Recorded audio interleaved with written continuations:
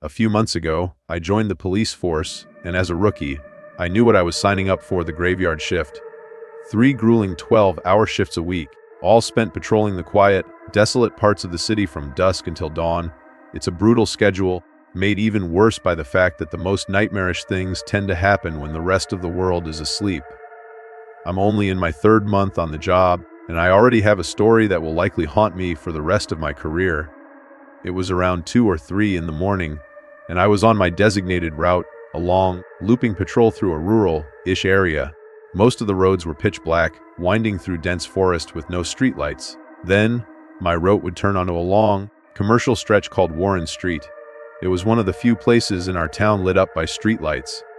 At this hour, all the stores were closed, and there were almost no cars on the road. I took the left turn off a quieter road onto Warren Street, my cruiser gliding slowly along the empty asphalt. I was scanning the parking lots on both sides of the road, looking for anything out of the ordinary. As I passed a small, local coffee shop, something made me slam on the brakes. My car skidded to a stop, and I threw it in reverse, backing up until I was once again facing the coffee shop's parking lot. I rolled down my window and leaned my head out to confirm what I'd just seen. The lights inside the coffee shop were on.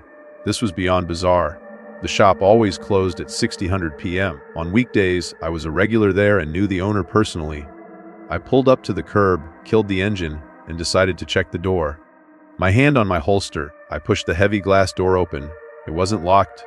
"Hello," I called out, my voice echoing in the vast, empty space. The sound of my voice bouncing off the walls of the silent shop was bone-chilling. Goosebumps rose on my arms, a mixture of cold air and primal fear. I kept calling the owner's name, and that's when I heard it. A sound from the basement. I didn't even know the place had one. I found a small, unmarked door that led down a set of concrete stairs into a dark abyss. I unholstered the flashlight from my belt, the beam cutting a narrow path through the darkness. Deep down, I knew it was my job to go down there and investigate, even though every fiber of my being was screaming at me to run. There was no light switch at the top of the stairs, so I began my slow descent. At the bottom, my cheap-ass police flashlight didn't do much to illuminate the pitch-black space. Then I heard the sound again. This time it was much louder, a horrific noise that sounded half electronically produced and half organically produced. It was a terrible, distorted sound. It came from the back of the basement, which appeared to be some kind of office. I walked into the room and just stood there, waiting. After what felt like an eternity, the exact same sound erupted from a corner of the room. It was coming from an air vent.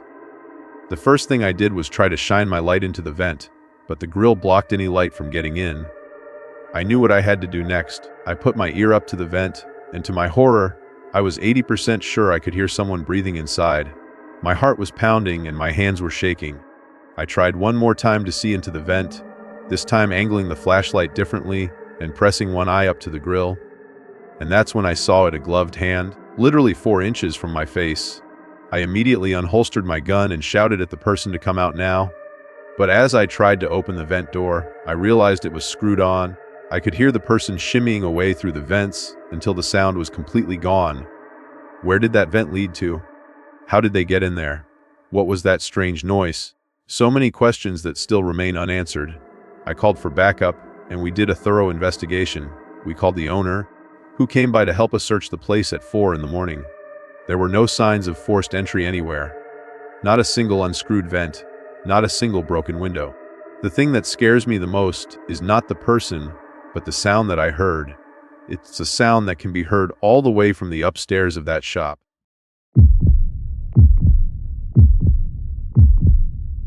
My second job was at a 24-hour gas station off a rural highway in Ohio. I usually worked the overnight shift from 8 p.m. to 4 a.m. The beginning of the shift was always busy, with people on road trips coming in for coffee and snacks.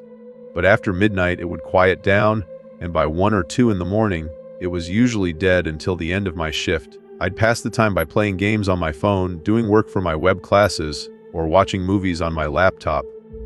On the night in question, I was catching up on a TV show. The road was completely dead. You might see one car pass by every 5 minutes, and one car might pull into the lot every 20 or 30 minutes.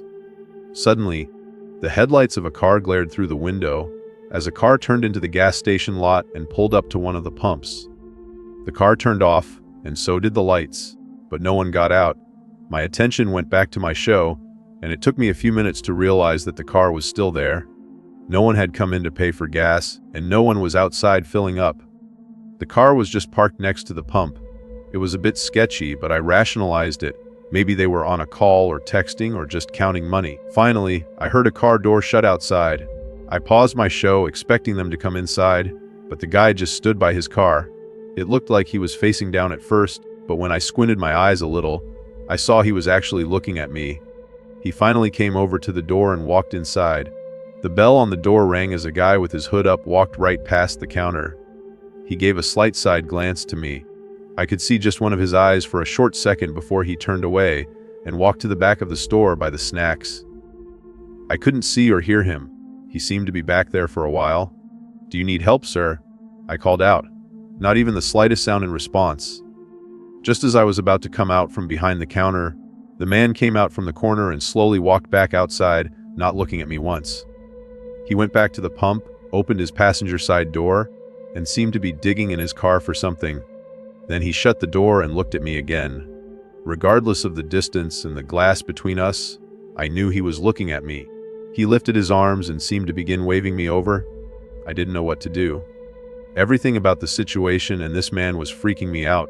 He started walking very quickly over to the door, still waving his arms at me. He put one hand in his pocket now while waving with the other. I ran around the counter to lock the door. I managed to lock it with only 3 seconds to spare before he tried pulling it open. This was the first time I could see his face as he looked at me, and I looked at him.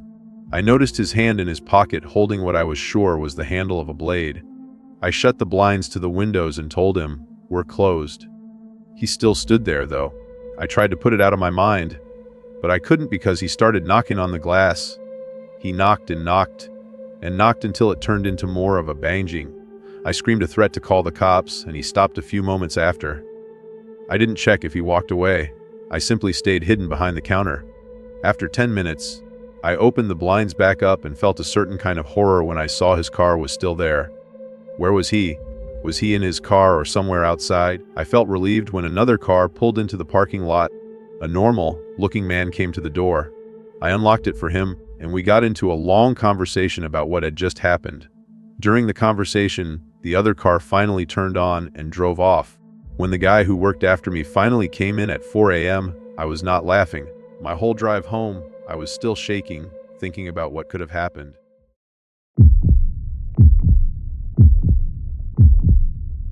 My second job ever was delivering Chinese food at a local corner Chinese place in 2008. It was one of my best paying jobs to date, mainly because of how fast-paced the place was and how many deliveries, and therefore tips, I would make. It was a busy Thursday night, a half hour before closing. My boss was always a hard ass, and he told me to make a delivery and be back quickly.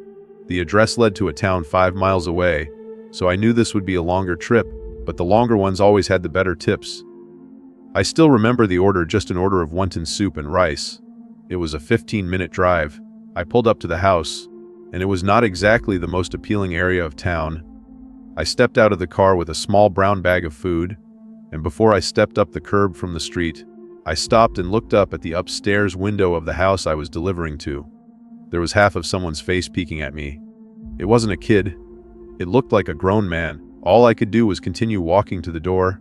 I found a note on the door that said, "Doorbell broken, asleep, door unlocked, money on table. Please come inside and leave food on table." The note was so bizarre that I had to take a picture of it. You know how they say red flags can go off in your head in a split second? Well, that's exactly what I was feeling. I stepped back a few feet to look up at the window again. The person wasn't there anymore. They said they were asleep, so why would they leave a note like this? I tried to rationalize it. Maybe it was a really socially awkward person who preferred not to engage with a delivery person. I slowly turned the knob, and yes, the door was unlocked. There was no light at all inside. I couldn't distinguish where the table was that the money was allegedly sitting on. I tried going left and found myself in what I assumed was the kitchen because I could hear a fridge nearby. As I said, it was dark as hell in there. I finally came up with the brilliant idea of using my phone as a light. I put the brightness all the way up, and that's when I saw the silhouette of a person in the corner of the kitchen. No features, nothing, just the silhouette of someone. At that moment, I dropped the bag of food on the floor and walked out the front door, back to my car. I never looked back at that sketchy-ass house, nor did I ever go back to that sketchy-ass part of town. My boss was pissed even after I explained it to him, but that's just how he is. I did another delivery that night and went home and couldn't sleep all night, thinking about what could have happened in that house had I actually gone up to that table